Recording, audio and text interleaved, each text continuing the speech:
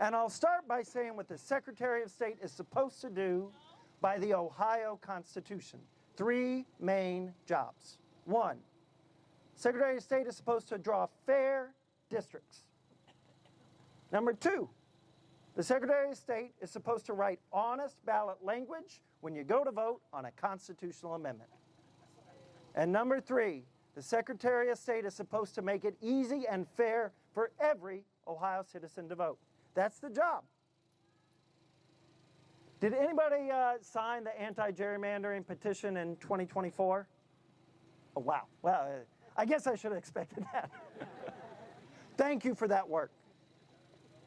I don't have to tell everybody here that we have in Ohio a Secretary of State who now twice has used ballot language of all things to get his way rather than just let Ohio voters get their way. We have a Secretary of State who for the last 6 years has doubled down on gerrymandering, disenfranchising millions of Ohioans, Democrats and Republicans alike. We have a Secretary of State who every chance he gets makes it a little harder for people to vote, especially the people he doesn't think are likely to vote for him. That's what we've got. But if talking about a down ballot race a year and a half out is about anything, it should be about all of us imagining a better Ohio.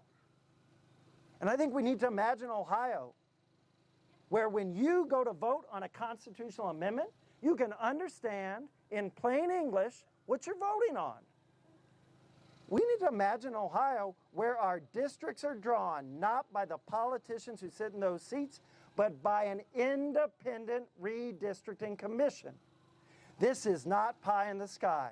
Other states do it. Virginia does it. Michigan does it. It works. We should do it here in Ohio, and we should do it by putting the 2024 amendment back on the ballot in 2027 with honest ballot language. There's good polling that shows it'll win by 10 to 20 points.